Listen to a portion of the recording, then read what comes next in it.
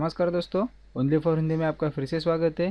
पिछले वाले वीडियो में मैंने ओवरहेड क्रेन का मास्टर कंट्रोल के बारे में आपको बताया था। मास्टर कंट्रोल का वर्किंग प्रिंसिपल क्या है, उसका क्लैम्प कैसे एडजस्ट होता है, कैसा उसका ब्रेकडाउन होता है, उसको डायग्राम भी कैसा रीड करता है, डायग्राम कैसा निकालते हैं वो भी मैंने आपको बताया था। रेजिस्टेंस बॉक्स सर्किट में कैसे लेते हैं वो भी मैंने आपको बताया था। रेजिस्टेंस बॉक्स बाईपास कैसे होता है वो पूरा टॉपिक मैंने वहाँ पर क्लियर किया था। और CTLT क्या होता है, ऑक्सिलरी होइस्ट क्या होता है, मेन होइस्ट क्या होता है, ये भी मैंने एक यूटी क्रेन के ऊपर सब वीडियो लिया था, वो भी आप देख सकते हैं। अगर आपने वो देखा नहीं तो प्लीज़ देख लीजिएगा, क्योंकि आगे वाले सेक्शन में मैं आपको यूटी क्रेन्स का पूरा डायग्राम लेने वाला हूँ।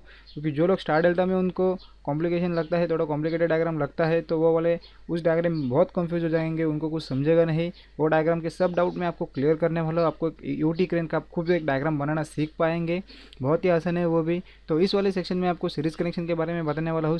सीरीज कनेक्शन क्या होता है, सीरीज कनेक्शन में रेजिस्टेंस कैसा कनेक्ट होता है, उसमें वोल्टेज ड्रॉप कैसे कैसे होता है। तो सिंपल सा टॉपिक है, आपको सबको पता ही होगा, पर यहाँ पे एक सिस्टम है, मैं आपको एंड तक बताने वाला हूँ, तो आप देख लीजिएगा ज़रूर।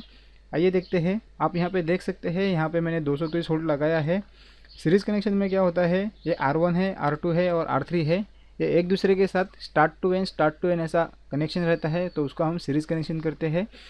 तो यहाँ पे क्या होता है, जो सर्किट में टोटल वोल्टेज होता है वो यहाँ पे देख सकते हैं आप। यहाँ पे आपको 230 वोल्ट मिलेगा, यहाँ पे भी आपको 230 वोल्ट मिलेगा। पर जैसे ही हम इंडिविजुअल रेजिस्टेंस के अक्रॉस देखेंगे, R1 से लेके ये R1 के एंड तक यहाँ पे देखेंगे, हमको अलग वोल्टेज मिलेगा यहाँ से। और यहाँ पे हम लोग वोल्टमीटर लगाएंगे तो आपको यहाँ पे अलग वोल्टेज मिलेगा, और यहाँ पे आपको जो वोल्टेज देखेंगे आपको अलग वोल्टेज मिलेगा। और पूरे सर्किट में जो वोल्टेज मिलेगा वो इन सब की टोटल मिलेगी आपको। तो यहाँ पे इंडिविजुअल अलग अलग वोल्टेज ड्रॉप होता है सर्किट में। सीरीज सर्किट में और क्या होता है, सीरीज सर्किट में जो करंट बहता है वो कॉमन होता है। सीरीज सर्किट में करंट जो बहने वाला रहता है वो कांस्टेंट रहता है। यहाँ पे करंट में कोई चेंजेस नहीं होता है। यहाँ पे जो आई फ्लो होगा, समझ लो सर्किट में मेरे 30 एम्पियर करंट जा रहा है, वो 30 एम्पियर ही करंट जाएगा, यहाँ से जो रिवर्स आ जाएगा पूरा। तो यहाँ पे करंट कांस्टेंट होता है। और जो रेजिस्टेंस होता है सीरीज सर्किट में उसकी टोटल होती है, यानी मैं आपको बता सकता हूँ यहाँ पे जैसे ही हमारा जो इक्विवेलेंट रेजिस्टेंस होगा सीरीज सर्किट में R1 + R2 + R3 होता है। तो आप यहाँ पे देख सकते हैं कि वोल्टेज = V1 + V2 + V3 है। इसको हमने इक्वेशन ए नंबर दिया है। ओम्स लॉ के मुताबिक V = IR है, तो V1 का वैल्यू होगा I × R1, V2 का वैल्यू होगा I × R2 और V3 का वैल्यू होगा I × R3।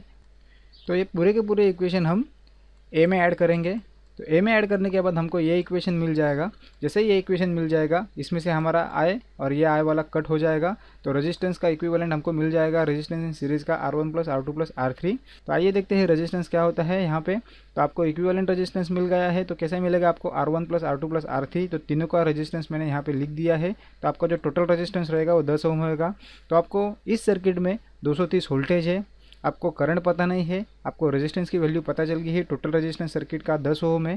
तो ओम्स लॉ के मुताबिक V = IR, तो हम इसको करंट निकालेंगे। करंट तो हमारा कांस्टेंट होता है, सब I = I रहता है सीरीज सर्किट में। तो करंट निकालने के लिए हम लोग क्या करेंगे, वोल्टेज डिवाइड बाय रेजिस्टेंस। तो आपका जो करंट का वैल्यू आ जाएगा वो 23 एम्पियर आ जाएगा। तो आप यहाँ पे देख सकते हैं V = V1 + V2 + V3।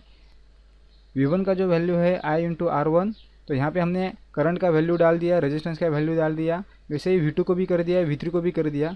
तो तीनों का जो V1, V2, V3 का वैल्यू हमको मिल जाएगा। जितना भी उसका वोल्टेज ड्रॉप होने वाला है पर्टिकुलर रेजिस्टेंस के पास, वो वैल्यू हमको मिल जाएगा। पहले वाले सर्किट में आप यहाँ पे देख सकते हैं V1, V2, V3, जहाँ पे जो वोल्टेज ड्रॉप हो गया है तो वोल्टेज का वैल्यू यहाँ पे ये तीनों वैल्यू आ जाएगा। इनकी जब टोटल करेंगे तो आपका जो सर्किट में टोटल वोल्टेज होगा उतना ही उसका आंसर आ जाएगा। तो ये रहता है सीरीज सर्किट।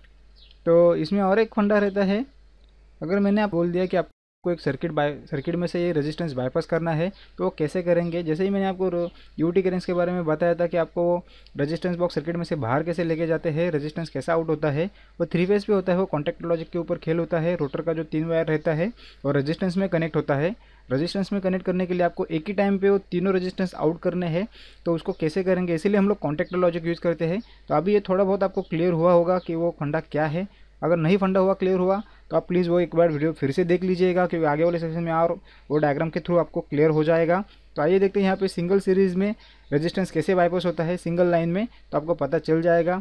तो यहाँ पे क्या करते हैं हम लोग, जैसे ही आपको R1 का रेजिस्टेंस बाईपास करना है तो आपको क्या करना पड़ेगा, R1 से लेके यहाँ तक स्टार्ट टू एंड आपको एक लूप लगाना पड़ेगा। जैसे ही आप एक लूप लगाएंगे तो यहाँ पे जो रेजिस्टेंस में से जो करंट बहने वाला था वो करंट यहाँ पे बहने चालू हो जाएगा, क्योंकि यहाँ पे वो करंट है वो बहेगा नहीं, क्योंकि यहाँ पे पर्टिकुलर इसका जो रेजिस्टेंस वैल्यू है ये इसका ज़्यादा रहेगा और जो वायर का रेजिस्टेंस है वो निग्लिजिबल रहेगा इसके मुकाबले, क्योंकि हमारा जो करंट होता है जहाँ पे उसका रेजिस्टेंस का लो वैल्यू रहता है वहाँ पे वो बहना चालू होता है। जैसे हमने पानी एक करंट एक पानी है समझ लीजिएगा, जिसको जहाँ पे उसको फ्लो मिलेगा, जहाँ पे उसको ढलन मिलेगी तो ढलन के मुताबिक बहना चालू हो जाएगा, वो कभी भी हाई लेवल पे पानी जाएगा नहीं।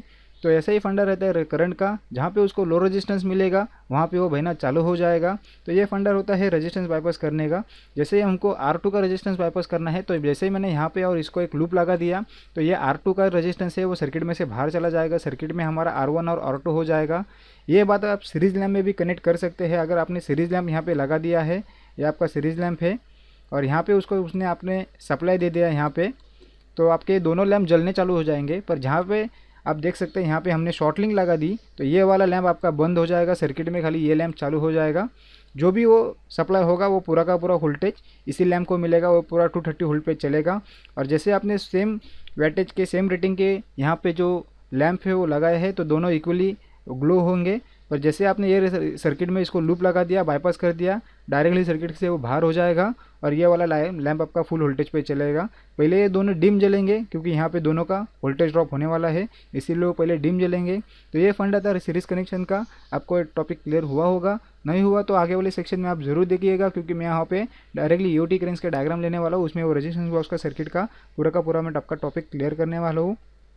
चैनल को सब्सक्राइब नहीं किया तो प्लीज़ एक बार सब्सक्राइब जरूर कीजिएगा, वीडियो शेयर, लाइक और कमेंट जरूर कीजिएगा, कि उससे मुझे बहुत सारा सपोर्ट मिलेगा। वीडियो देखने के लिए आपका बहुत बहुत शुक्रिया।